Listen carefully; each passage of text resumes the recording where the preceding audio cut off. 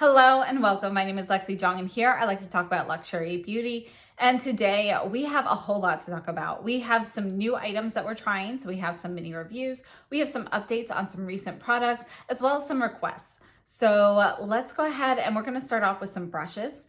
Now, as many of you know, the SUQQU squirrel hair brushes have been discontinued. So they're incredibly soft. They're iconic brushes. They are, they're brushes that pretty much every Fude lover has wanted or has, right? They're just like that level, like, ooh, I really want to try those SUQQU brushes. So they were discontinued and they have been replaced with synthetic fiber. So now if you go to buy the SUQQU brushes, they have a lot of the same shapes, but they are using synthetic hairs. They're also the same price. So people on like eBay and reseller sites are selling the squirrel brushes for a ton of money because obviously they're not available anymore to purchase new. So, by the way, Selfridges does have a separate line of SUQQU brushes that are goat hair that are exclusive to Selfridges. So you've got goat available and you have synthetic available now. But this here's the SUQQU face brush. It's incredibly soft and silky. You can see that the angle here is a little bit different than the traditional face brush shape. So it cuts, it does flatten a little bit at top. And we do have some alternatives. I've had quite a few people reach out to me recently, asking for some alternatives, and we have some. So Iredale has a few different series, but their Kiwami series, they have just a few brushes in there, but they are essentially the same as the SUQQU squirrel hair brushes. These are all made by the same manufacturer. And, it is thought that Iredale was the manufacturer, the parent company for the SUQQU squirrel hair brushes. So I haven't seen that confirmed, but you can see that they're pretty much almost exactly the same in shape and in feel. They're just as soft. Now, there's a slight difference here. This is a little bit more round at the top, whereas my SUQQU one's a little bit flattened. That could even just be attributed to something from a batch perspective. But aside from that, they're pretty identical. Handles are the same, except the Iredale has a little bit of sparkle at the bottom. You can see it's a little bit more concentrated right here, and then it disappears as you go up the handle. The SUQQU is just going to be plain black. Now, my third alternative is Fude Japan. Now, I dried mine without a brush guard and it pressed against my stand a little bit, so it's a little flattened there, but you can see that our shape and everything is almost exactly the same as well. These are also made with the same manufacturer. We have more of the glitter or sparkle in this handle. It's more concentrated than the Iredale, but it also disappears. And some of the Fude Japan brushes have been taking away the sparkles. So just so you know, if you are looking to dupe the entire SUQQU squirrel set, you want to look at Fude Japan because they have quite a few options there, different brushes, whereas the Iredale Kiwami, they've got the face brush, the cheek brush, and the large eyeshadow brush, which is our L shape brush. So this one here is the SUQQU. And I have to say, I love these brushes because they work great for all over color, but they work great in the crease and everything as well. Super soft, yet they pick product up very well. So here is the SUQQU. This one here is Iredale. Oops, and you can see the handle is gonna be a little bit different. Our SUQQU one is a complete barrel handle, whereas this tapers a little bit. But look at the brush head. And then we also have the Fude Japan. And again, you can see they are all going to be essentially the same. They all feel the same. And this is, the Fude Japan handles like identical to the Iredale. You can see though that there's just, the amount of sparkle is slightly different, but again, that can actually be a batch issue there as well. We do have more concentrated glitter on the Fude Japan, but we have a little bit more of it up here in the Iredale than on the Fude Japan one, just ever so slightly different. So in summation, if you are looking for SUQQU squirrel hair brushes, I would definitely look at the Iredale Kiwami series, which I purchased mine from Fude Beauty. and I'll leave the link down below in the description box. Or you can purchase the Fude Japan series, and I purchased all of those as well from Fude Japan, and I'll leave a link to that down below in the description box as well. While we're on brushes, just a preliminary review. This is the Chikuhodo FO-10. I picked this up from Fude Beauty just recently, and this is a new brush, and in the pictures, it looks a little bit more of an exaggerated angle than it is here, but this is technically an angled brush. You can see it's straight up here, and then we have shorter hairs that, you know, basically from here elongate up. So it is angled, but I have to say I was a little disappointed when I first received it, because looking at it, it looked like it was more like a smaller version of the Ray Morris 6.5. So this is the Ray Morris 6.5, and you can see that angle there. You can see here that this one is puny in comparison. So I knew it was a smaller size, and I was happy about that, but I thought this was going to be a little bit thicker so that the angle could be just a little bit more dramatic. That being said, I have used it. It's a very soft brush to use on the eyes. It's very comfortable, and the angle does allow it to work well in the crease as well and to lay color down. So I have to say it does perform really well. But if you're looking for something with a stronger angle, this really doesn't have a very strong angle. So I have to say though, I would pick it up again because I like it. In comparison, this is the FO-5 in the same series, which I previously used for like one and done and so forth. And it's really nice. It works well in the crease, works well on the lid and so forth, but it is a little large. This one does not have an angle. And between the two of them, I actually find the FO-10 to be easier to use because it fits my lid a little bit better.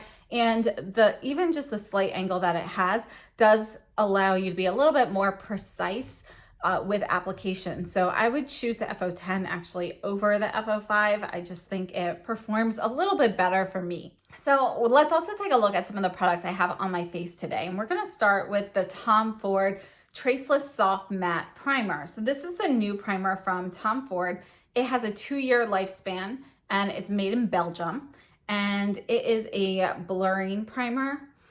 And I picked this up, and I think the closest one that I have to this is my Surratt Perfectioniste Primer that I love. So you can see it there. It's going to be translucent. You can't really see it on the skin. And it does have a little bit of a blurring effect. So I'm going to show you a clip of the Surratt versus the Tom Ford. When you're looking at these, both the Tom Ford and the Surratt are both more of a mattifying primer. They are going to give you that smooth base to your skin, and you know, you're not going to feel any oils or anything peeking through from the like sunscreen or skincare that you might have underneath. So they are both going to work similarly and provide a similar texture to the skin. So when you're looking at these primers on the skin, I have to say that the Surratt primer and the Tom Ford both offer blurring properties to the skin, and they both give you a very similar texture on the skin. Between the two of them, I personally feel like the Tom Ford feels a little bit more matte, a little bit more dry on the skin. It does not dry out my skin. I can use it daily with no issues, but just texturally, I do feel like it just gives a little bit more of a drier feeling to the skin than the Surratt does, but they're very, very close. Blurring properties, you can see the difference between the two of them. The Tom Ford gives kind of like more of a softer wash blur. So I do think it kind of like blurs and makes your whole face a little bit, you know, fuzzier in a sense visually than the Surratt. So I think the Tom Ford offers a little bit more blurring properties. I think performance-wise, long-term, both of them work beautifully long-term. For me personally, there's just something about the Surratt that I prefer using than the Tom Ford. I like the Tom Ford, and I will definitely use up this primer because it works well. I do think that the Surratt though just holds up slightly better for me than the Tom Ford when I'm like in a more heat-inducing or sweatier environment. So, you know, for me, I think I would still pick the Surratt over the Tom Ford, but I think the Tom Ford is a really good option. And it's also a little bit more accessible to some people than the Surratt can be, because I know the Surratt primer can be a little bit harder to get in certain locations. So I think it's a really nice primer. It's definitely one that I will enjoy using. It's just not going to knock the Surratt off its throne personally. Moving on, for base products today, I used the Viseart Seamless Eye Primer, and I used a mix of the Givenchy Skin Caring Glow and Skin Caring Matte foundations. So I mixed those on my hand and applied them, and I get more of a satin finish. I do feel like this particular matte formula, it dries very quickly. So you want to kind of work quickly so that you get like not only good coverage, but you know, it just a very, very smooth finish.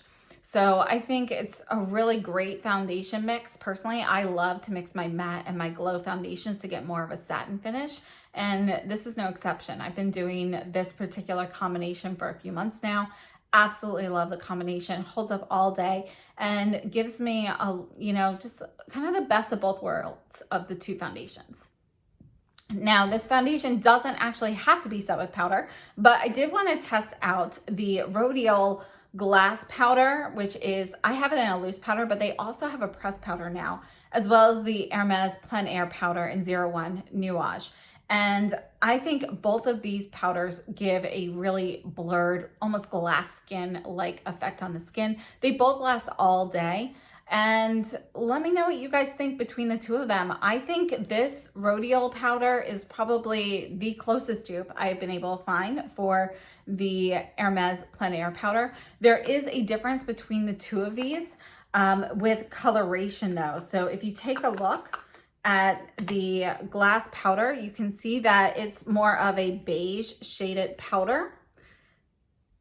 And let's put that here on my arm so you can see that. So you can see there's a little bit of a tint in there. You know, it's not completely stark white, whereas the Hermes, on the other hand, is a white powder. So if you have a deeper skin tone, the white might be an issue, but the white is also kind of brightening in a way. So I think it depends what you're going for, but I think the actual appearance on the skin and that like glass smooth blurred finish, you know, both products give you a very nice finish like that. So I think they're pretty similar in terms of that. It's just the color that you want to think about. And of course the price point, because the Hermes is definitely more expensive than the Rodial powder. Next on my face, we have the Jane Iredale Pure Pressed Blush in Barely Rose. So this is a new product, and I used to wear Jane Iredale all the time for years. We do have a magnetic closure. It looks like brushed gold here on the side. It's white. This is a matte packaging, and it is plastic. We have a mirror up here, and then this is the blush.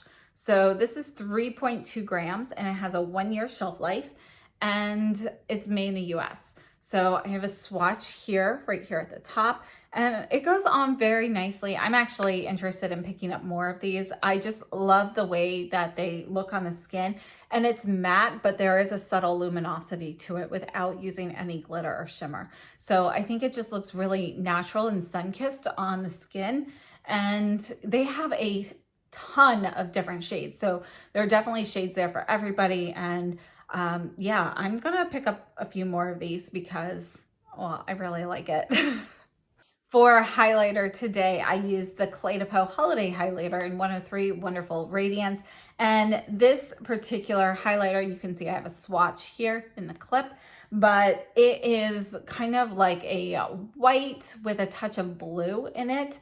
It's really beautiful if you are looking for a cooler tone highlighter. Now, this particular holiday shade is harder to find now. It's sold out in most places, but it's very similar to the permanent lightest shade. I forget what that's called, but it's going to be very similar to that. So if you're looking for something like that, you might want to take a look at the Cle de Peau highlighters. They're expensive, but they are perfect for every day. They give you just a little bit of a subtle highlight, and they look much more natural than, you know, some of the more glitzy highlighters. So if you're looking for something very subtle, I think Cle de Peau is a fantastic, they just have a fantastic range of highlighters.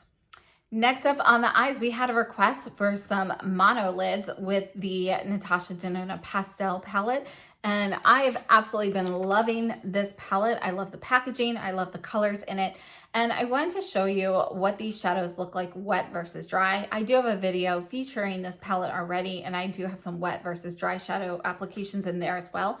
But I wanted to show you exactly what the shimmers versus the mattes look like wet and dry. So you can see some of each here. And, you know, I don't typically use the mattes wet, but you can see that this formula actually does work well with, you know, a wet brush for it. Sometimes when you're using a matte and you try to apply it wet, it can be a little bit patchy and maybe it just, or it doesn't like spread smoothly or something like that. You know, it's not intended to be used wet. And these mattes actually perform well with it, whether they were intended to or not. They do work well if you want a wet application for a more vibrant shade. And you can see, you know, the shimmers are definitely much more intense when you use those wet as well. I think they're all beautiful. So on my eyes right now, I have a mix of Illusion, which is kind of this, like, it looks white in the pan, but it's like pink with a little touch of gold in there. And then I also have Adriatic, which is this beautiful, like, soft teal, and Duet, which is actually more of a sheer multi-chrome. It's got some teal, it's got some lavender, it's got some pink in there. Like, it's the color of the outside packaging, you know, it's all of those shades kind of as a sheer multi-chrome. It's my favorite shade in the palette and it's stunning. So let me just swatch those three for you real quickly. I just realized they're all in a row here, so, or column.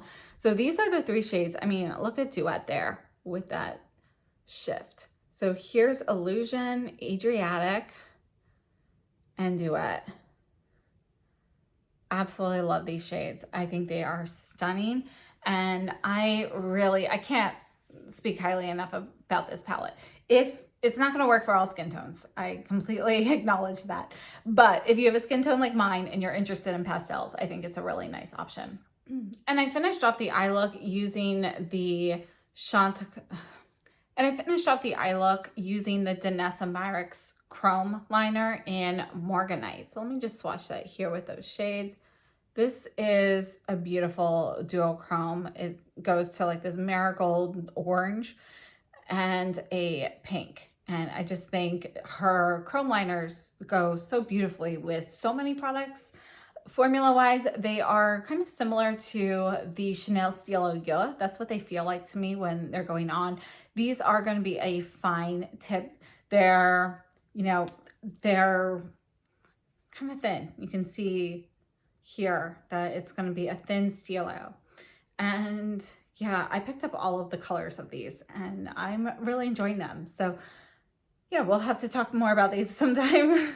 So moving on to another request, we had this is actually from a couple different people, but taking a look at the Hindash Monochromance palette, and we're just going to mix a couple of these shades together. So we're going to mix this teal with more of this orangey shade here in Heartthrob to see if we can get kind of like this smoky green shade.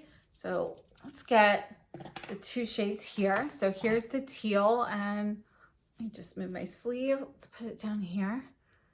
And let's see. Let's mix a little bit more of this orangey shade in here.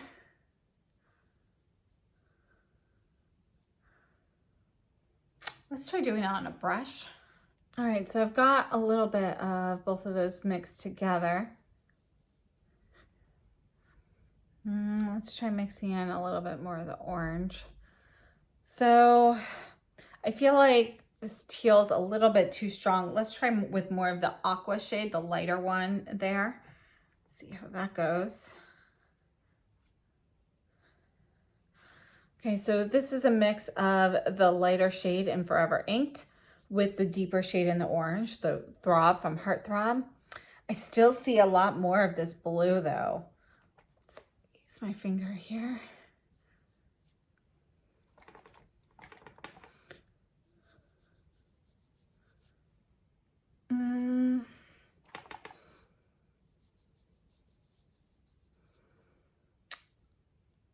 that's kind of what you get. All right, so that was the teal with the orange to try and get kind of like this brown shade. I think I said the green earlier, but that's actually to go with yellow. So we're gonna now try it with the yellow shade and match made with the Forever Inked. So since the teal is kind of strong, let's start with the lighter one. And let's see how these pair together. Put them right here. All right, it's kind of a good green there. And let's try this with the brush.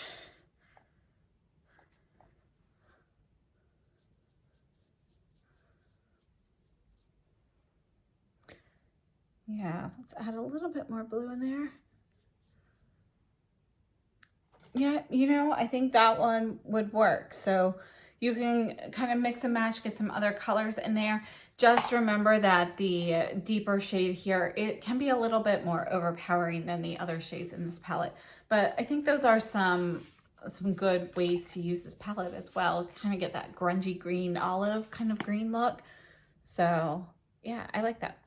And next, I picked up the new Chantecaille Lip Chic in Willow. So this is a shade that is part of the draft collection that wasn't released with the others. There was some sort of issue with the stock or something, so it was delayed. And it's now available on the Chantecaille website. So I'm gonna swatch on this hand because I actually have the Tom Ford primer swatch on the other, but here's Willow. And let's build this up a little bit. So you can see that this is a beautiful soft pink and it is going to be cooler in tone. These are the colors of the packaging for the other ones. So you can see that this one is going to be a little bit darker. They are slightly different. This one's the closest to it. This is the Jasmine one. Let's swatch the other shades so you can kind of see it. Jasmine is going to be our peachy shade here. So there's Jasmine next to Willow. And if you're not familiar with this formula yet, they're like a thick, not super thick, but they're like more of like a thicker lip balm type formula. And you can see the amount of sheen and everything that you have here with them. So this one here is Freesia, which has a little bit more of a mauve tone to it or mauve tone to it. There's a little bit more plum in there. So these are going to be the shades that we have. This one, Freesia, is going to be a little bit dustier. And let's just take a look at some comparisons here for Willow. All right, so let's start with the Hermes in Rose Nymphea. And I'm just going to put this one right down here so you can kind of see the difference in color here. The Rose Nymphea is going to be a cooler tone pink. There's a little bit more blue base to it. I would say that the opacity of the color, though, is going to be pretty comparable to this. But you can see that the Chantecaille is going to have much more sheen on your lips. It's a thicker formula. Like, there's more of this, like, clear balm component to it. The Hermes is very, very lightweight. Now, a few Chantecaille comparisons here. This is Rose de Mai. This is a Lip Chic. And let's put these right here. So here's Rose de Mai. It's going to be a warmer rose. Here, I put that right up against it so you can see the difference. Here's Lupine. This was from the Hummingbird collection. Let's put that right there. So it's in the middle. You can see that Lupine is going to be pretty close to Willow. Lupine itself is just going to be slightly cooler in tone, though, than Willow. It's just a little bit of a cooler tone pink. And then we also have Clover. And here's Clover right up at the top. Again, similar to Willow, but it's a little bit peachier. And then this is a Permanent Lip Chic in Bourbon Rose. Let's put this right down here at the bottom. So it's Bourbon Rose. You can see that that's going to be similar. This is slightly warmer in tone. It's also a little bit more sheer right off the bat. You can see that it's actually, this is the Bourbon Rose here, but you can see it's closer in tone to Freesia than it is to Willow. Just a few more things to go over. We also have the Chanel in Halo. So I'm putting this right here on the side. So it looks lavender. It's pretty much clear, but it does give a little bit of a pinky lavender hue to the lips. And Annie had actually left a message on the video for that about, you know, using the Westman Atelier lit up stick. So this is the lit up highlighting stick in Lit. This one has more of a bluish tone to it, but look at that difference there. So this is something, you know, I'm not saying it's lip safe. I have not looked, but you can see that this might be a good alternative. I think it's a really nice suggestion. So yeah, thanks Annie for suggesting that. I'm really liking that. And we have just a few more lipstick comparisons. So this is the Chanel Cocoa Flash in 172 Flanerie. And that's it here. Let's build up one end a little bit so you can see. It's this beautiful like brownie plum shade. And somebody was asking about Lisa Eldridge Painterly. So let's put that right next to it. And Painterly, you can see, is going to be more red tone. Obviously, the formula on these is going to be a little bit different. The Chanel Cocoa Flashes are a little bit of an oilier formula, so they're both very thin in texture, but you get a little bit more of a sheen from the Cocoa Flash, and it just feels like there's a little bit more movement on your lips than with the Lisa Eldridge.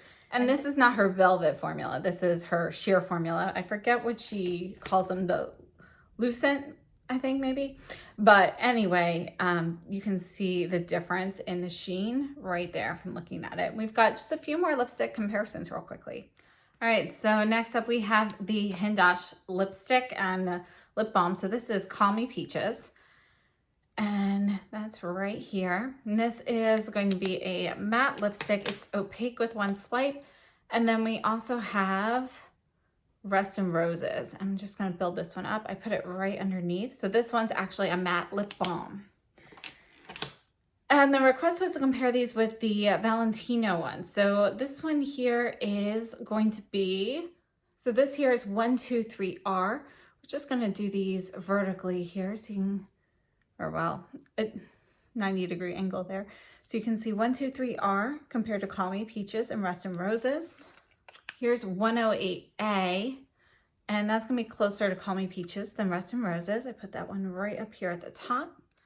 Here's 120A, and that's not really gonna go with any of these here because you can see it's gonna be deeper. Let me put this up here as well. I just messed up my tip. And 112R. We'll just put this down here with Rest in Roses. Gosh, harder to see. Let's put it over here so you can see that. So here it is with Rest in Roses. So this one again is 112R. That's actually going to be fairly close to the Rest in Roses when you... The Rest in Roses has a little bit more red in it, but if you're going with more of the sheer balm and you put on this lightly, they're going to be pretty close on the lips. So I hope this was helpful. Thank you so much for tuning in, and please remember to share this video with your friends and subscribe and like the video if you haven't already. And thank you so much. I hope to see you very soon. Have a great day and stay safe and healthy.